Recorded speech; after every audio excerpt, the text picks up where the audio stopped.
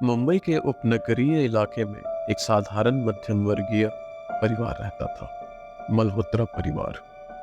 घर में पिता रमेश, माँ सीमा और उनके दो बच्चे रोहन और अंशिका रहते थे। रमेश बैंक में नौकरी करता था और सीमा गृहिणी थी। घर में शांति और स्थिरता थी, लेकिन यह शांति केवल बाहरी थी। भीतर कुछ ऐसा था जिसे समझ पाना मुश्किल, पर सबको महसूस हो रहा था। पिछले कुछ दिनों से अजीब अजीब घटनाएं घर में हो रही थी। कभी घर का दरवाजा अपने आप खुला मिलता, तो कभी रोहन के कमरे से आधी रात को किसी के चलने की आवाज आती। अंशिका को लगता था कि वह हमेशा किसी की निगरानी में है। सीमा इन सब को घर की थकान और दिन भर की चिंताओं का परिणाम माना। लेकिन एक दिन ऐसा हुआ जिसने पूरे परिवार को हिलाकर रख दिया। उस रात रमेश देर से घर लौटा। जैसे ही उसने घर का दरवाजा खोला, उसे लगा कि कोई अजीब सी ठंडक घर के भीतर पसरी हुई है। घर में सन्नाटा था, पर यह सन्नाटा सामान्य नहीं था। वह सीधा अपने कमरे में गया, जहां सीमा और बच्चे पहले ही सो चुके थे। बिस्तर पर जाते ही उसे ऐसा लगा जैसे कोई उसकी परछाई के पास खड़ा है। उसने नजरें उठाई और देखा, परछाई दीवार से हिल रही, जैसे कोई वहां से गुजर रहा। उसे जल्दी से लाइट जलाई, पर कुछ भी नहीं दिखा। वो थकान का बहाना बनाकर सोने की कोशिश करने लगा, लेकिन नींद उसे कहाँ आनी थी। अगले दिन सुबह होते ही अंशिका ने बताया कि उसने रात में एक आवाज सुनी, जैसे कोई दरवाजे पर दस्तक दे रहा। रोहन ने भी पुष्टि की कि उसे भी किसी के कमरे में आने का आभास हुआ था, लेकिन दरवाजा बंद था। रमेश और सीमा यह सुनकर चिंता में पड़ गए। यह केवल बच्चों की कल्पना नहीं हो सकती थी। सबके मन में सवाल था कि यह सब क्या हो रहा है।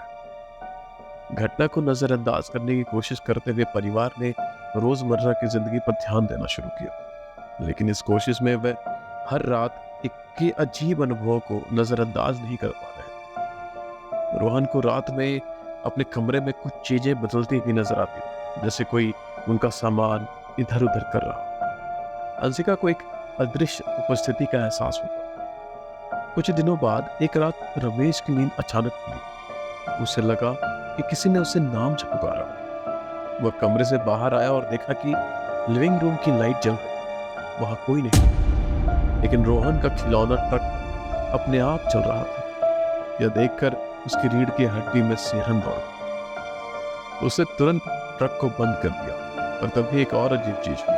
ट्रक ने खुद ब खुद फिर से चालू होकर कमरे में घूमना शुरू कर दिया, जैसे कि आप बॉलीवुड फिल्मों में देखते हैं। यह देखकर रमेश का चेहरा सफेद पड़ गया। वह तेजी से पीछे हटा और चिल्लाते हुए सीमा और बच्चों को जगाया। पूरा परिवार इस घटना से डर गया।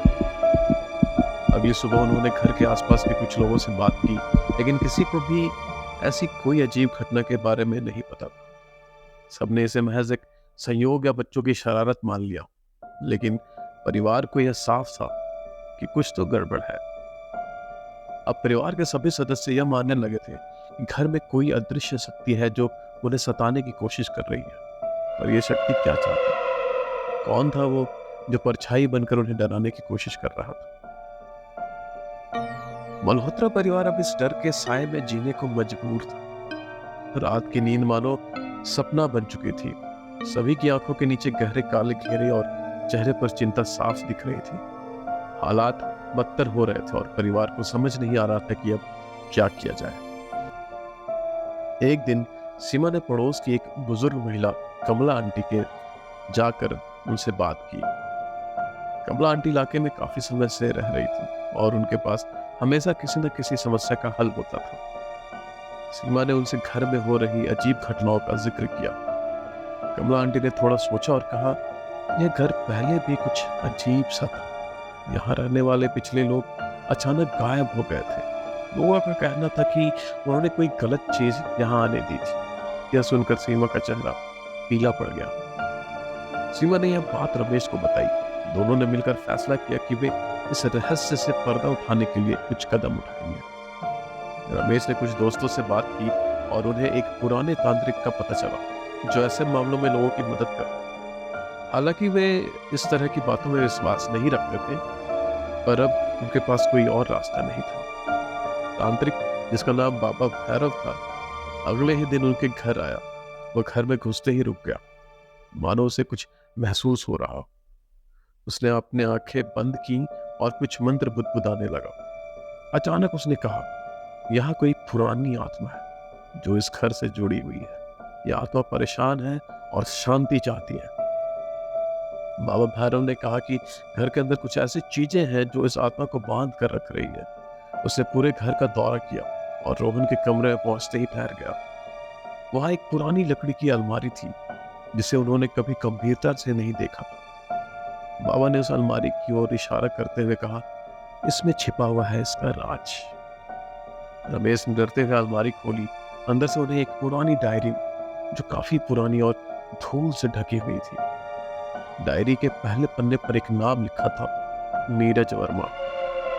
इस नाम से कोई भी परिचित नहीं। बाबा ने कहा, इस डायरी में वह व्यक्ति है जिसने इस घर में आत्मा को बुलाने का काम किया था। उसने अपने स्वार्थ के कारण कुछ ऐसे किया जिससे इस आत्मा को कैद होना पड़ा। परिवार ने बाबा की बातों को गंभीरता से लिया और उन्होंने डायरी को पढ़ना शुरू किया।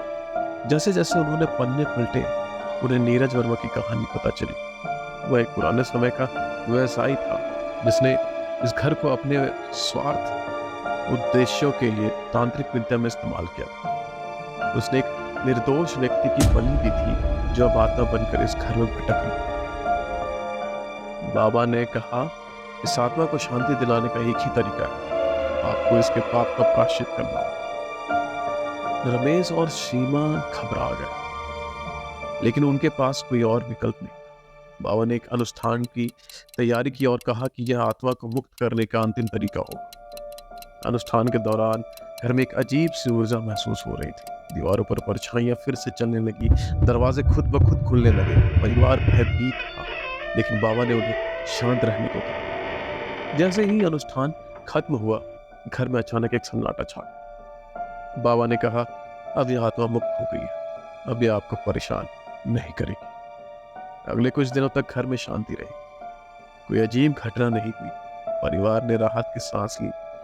वे अब यकीन करने लगे थे कि वह खौफनाक अध्याय खत्म हो चुका है। लेकिन कहानी का अंत इतना सरल नहीं था। एक रात जब सब सो रहे थे, रमेश की आंखें अचानक खुल गईं। उसे लगा जैसे कोई फिर से उसे पुकार रहा। उसने डरते हुए चारों तरफ देखा और कमरे के कोने में एक हल्की परछाई दिखी। वह परछाई अब भी वही थी। कहानी का असलियत यहाँ छुपा।